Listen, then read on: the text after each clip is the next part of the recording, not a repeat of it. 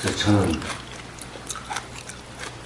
뭐 법륜스님이나 성남스님이나 그 법문을 많이 들은 적은 없지만 저는 신앙에 대해서도 전에는 한 80년대 이전까지는 교회를 다녔어요. 네. 근데 결혼도 기독교관에서 하고 목사님 주례를 하고 그랬는데 다니다 보니까 목사님도 그렇고 교직자들이 다 이렇게 거짓말 하는 거야. 자기 이익대로. 성직자들이? 예. 예. 이건 아닌데 이제 어릴 때부터 가기 싫고 네. 세상 저는 이제 감성풀이 아영무자라고 근무를 했었는데 이건 아니다. 그러고 이제 안 다녔어요. 그러니까 예. 저는 명상, 기도 뭐 이런 수행 뭐 이런 용어도 잘 모르고 해본 적도 없고 근데 이제 여기 81년도에 와서 92년도 그때 이제 제가 좀 어려울 때 제가 고향이 옥천인데 옥천 친구가 성담 스님이라고 저 멋있는 분이 있는데 한 번 가볼래? 그래서 저 혼자 찾아간 거예요. 예. 설명만 듣고. 그때 그 성담 스님은 아무것도 없고 그냥 그 노부살님하고 두 분이 절 형태도 없고 아무것도 없었으니까. 근데 이제 제가 그때는 힘들어서 스님 저는 이렇게 힘들어서 왔습니다. 그러니까 그 바위에 걸터 앉으셔서 한 30분이고 1시간이고 뭐 이런저런 말씀을 하시는데 거기 지금은 이제 한 절반이 포장이 됐는데 그전에는 이 마전까지밖에 포장이 안 돼 있었어요. 마전서부터는 신평 삼거리로 그 군북면 가는 길이 다 비포장했어요. 예. 지금 큰 도로도 네. 군북면까지 가는 그 마전에서 그 도로도 포장이 안 돼 있었어요. 군북면까지도 안 돼 있었어요. 면 소재까지 안 돼 있고 중간 조정리까지만 돼 있고. 근데 제 차가 뭐 좋지도 않고 그래서 가는데 1시간 오는데 1시간이거든요. 저 혼자 갔고. 왜요? 그 1시간 동안을 생각을 가만히 해보는 거예요. 스님하고 가서 30분이고 1시간이고 얘기하고 저분이 과연 날 위해서 얘기해 주시는 건지 아니면 세상을 위해서 하는 건지 아니면 당신의 저를 위해서 하는 건지 그러니까 한 10번 이상 다닐 때까지 계속 이제 목사님한테 속았으니까 제가 예. 저분도 마찬가지고 저분도 마찬가지고 지가 돈도 안 벌고 남이 갖다 주는 돈 가지고 먹고 사는 놈이 다 똑같지. 나는 이제 그런 생각만 한 거예요. 예. 그리고 이제 그 다음에 갔을 때는 스님한테 이제 그런 질문을 자꾸 해보죠. 근데 그렇게 한 10몇 번을 다녔는데 저건 아닌 것 같아. 실제로 저한테도 뭘 하라고도 안 하고. 그때는 저를 형도 없고 물론 있지만 그래서 이제 거기를 계속 다니면서 저는 지금도 뭐 불교의 교리가 어떻고 저기 반야심정도 있으면 저거 다 읽지도 못해요. 한글로 된 건 하도 웅성거려서 조금씩 저기 근데 하여튼 이제 지난번에 저기 주한 씨 덕분에 우호 거사님 뵙고 저도 그런 생각을 했죠. 명상, 힐링. 우리 친구가 자꾸 그런 얘기를 하길래 그런데 나도 한번 가볼까? 근데 아직까지도 꼭 필요성이 또 가야 되겠다는 꼭 마음이 내키는 건 아니더라고요. 예. 그래서 성담 스님하고 만나서 좀 편해지셨습니까? 많이 편해지고 많이 좋아졌죠. 예. 23년을 다녔는데 일요일마다 거의 안 빠졌어요. 저는. 예. 그런데 그럼 요즘은 왜 안 가십니까? 계속 편하시고 그러시면 더 편해지셔야지. 최근에 그 스님 하시는 일이 제 기준에 좀 벗어나신 것 같아요. 그래서. 그런데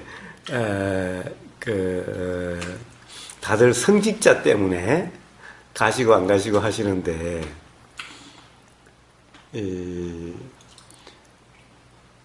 성직자가 어떻게 해주는 겁니까? 부처님은 한 번도 내가 이 무지를 없애주겠다.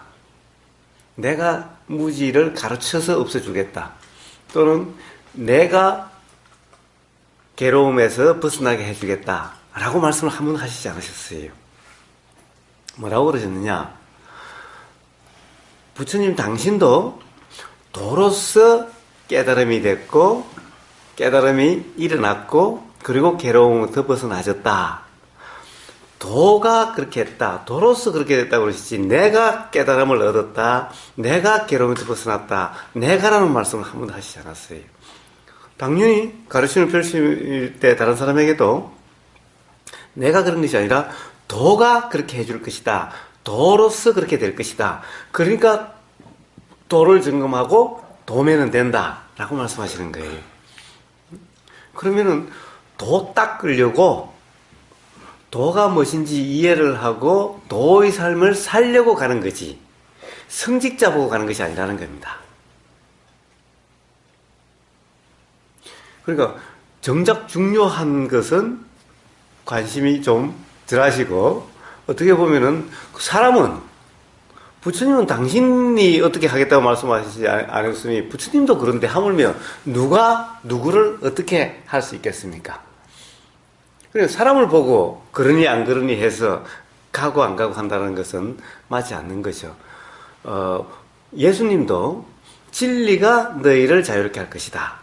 즉 자유라는 것은 괴로움이 경험되지 않는 삶에서 뭔가 불안하지 않고 어떻게 보면 떳떳하고 당당하고 어디에 얽매임이 없는 심적으로 어떤 어디에도 얽매임이 없는 그런 자유 상태인데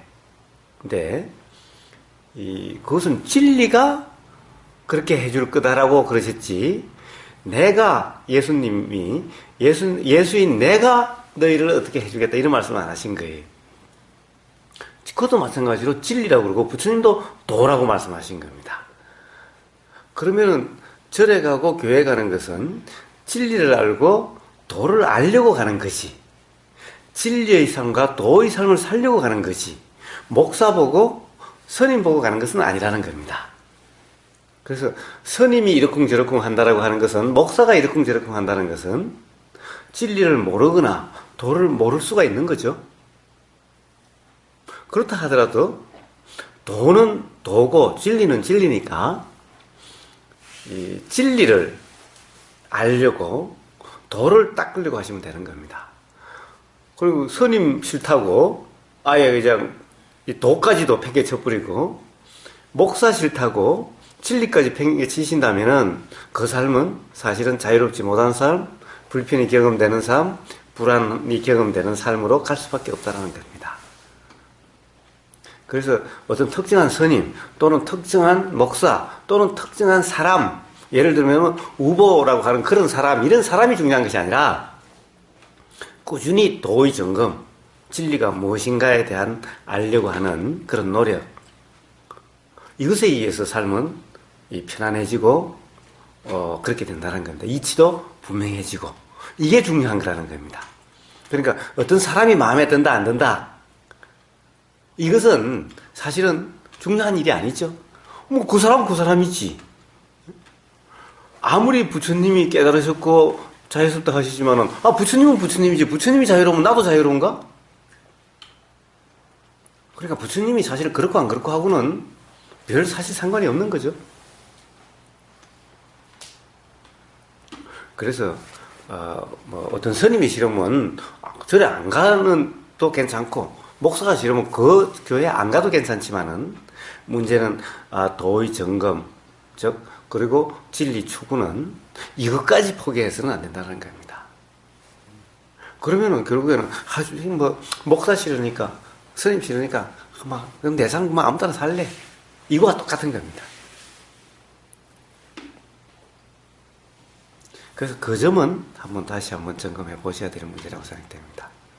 지금 모든 것이 자유롭고 모든 이치가 분명하다고 한다면은 그러면 새삼스럽게 제가 이렇게 말할 필요도 없는 겁니다. 그것은 스스로 잘 아실 테니까 스스로 삶에서 어떤 그 불편함이 없고 삶에서 뭔가 신경 쓰인다든가 뭔가 자꾸